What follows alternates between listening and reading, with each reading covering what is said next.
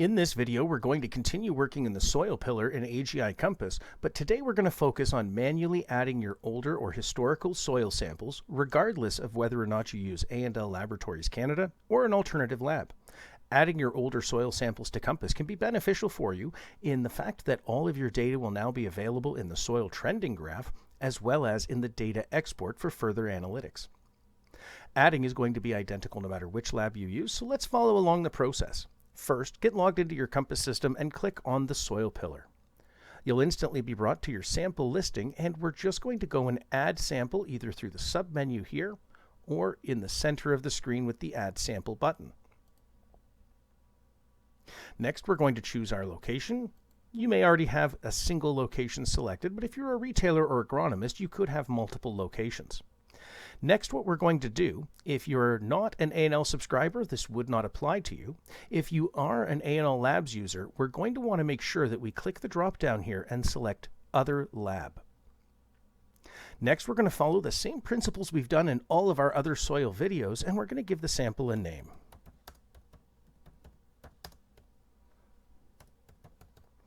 And, of course, number of samples per depth is the number of bags we're submitting per depth by field. So, for example, if I'm going out and collecting 6 cores at 0 to 6 inches, but I'm combining them into a single bag, that is 1 depth. If I'm collecting those same 6 cores and I'm going to submit them to the lab as separate samples, that would be 6 depths times the 0 to 6. So in this case, I'm going to put 2. I did 2 at 0 to 6, 2 at 6 to 12 in each of the fields I'm going to select below. For your information, you can add additional comments, intended, alternate, or previous crop, but those are completely optional. We're going to move down to the middle section here, and we're going to identify the depths that we sampled from, in this case 0 to 6 inches, and select at least one test from the drop-down menu. Again, as a reference, if you don't know what these acronyms mean, they are pulled direct from A&L Labs Canada, and we've built in a soil test legend below.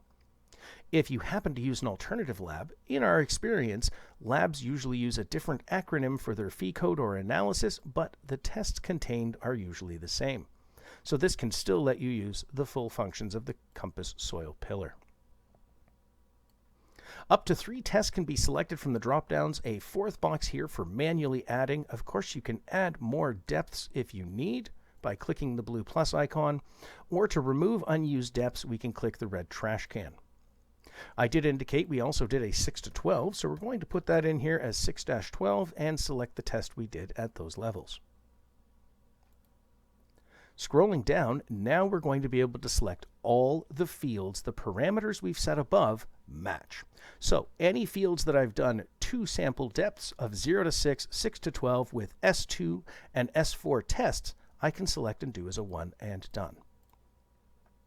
Now we're going to click Submit once we've selected all of our parameters above, and Compass automatically creates 3 brand new tests available on those fields. To edit or add the test results that I got back from my lab, I'm just going to click the pencil icon. And before we go ahead and lock our sample so that we can add those results, we have the opportunity here where we can edit the header by clicking the blue button here, changing any of the information we need up above, and then updating. If perhaps we added this field in by mistake, we can always delete that soil sample. However, it will delete it permanently from the Compass system.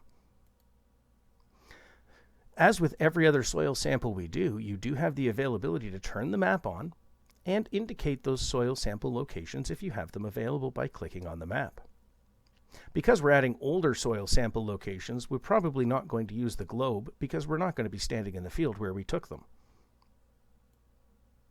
This is, of course, additional and optional. Now, to add my results manually, I'm simply going to click the yellow Lock Soil Sample button.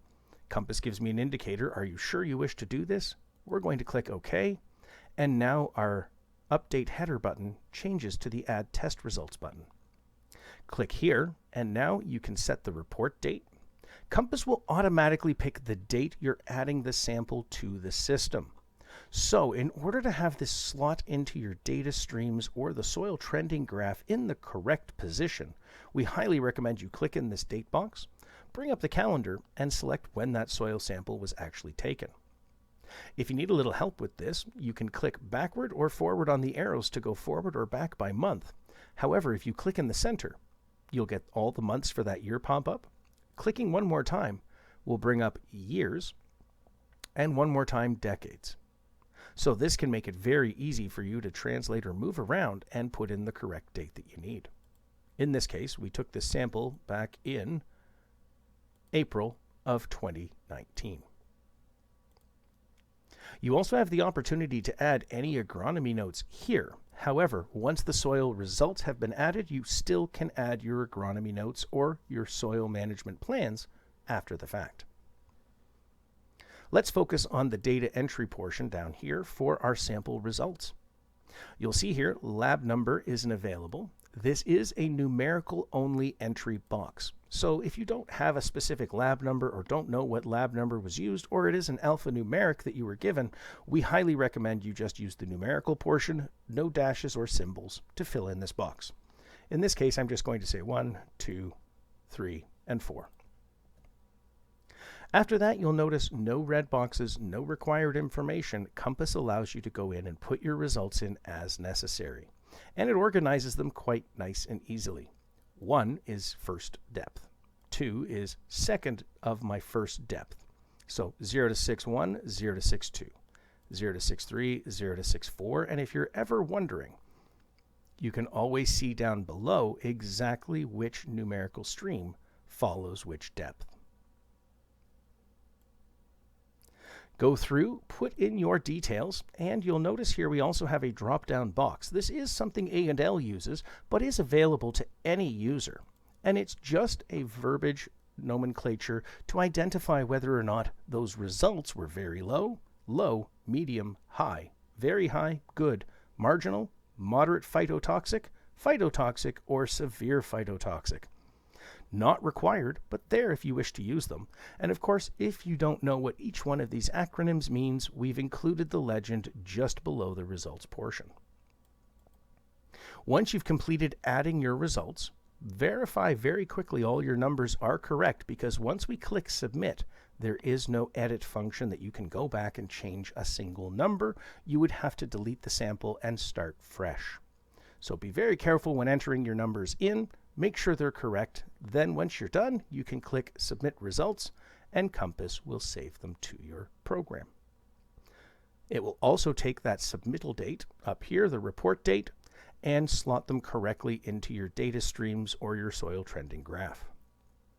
If you require more assistance than this video on manually entering your older soil sample data has provided, I encourage you to contact your AGI Compass support representative at 1-866-278-9530 and book an online session today. As always, my friends, stay safe, stay healthy, and have an amazing day.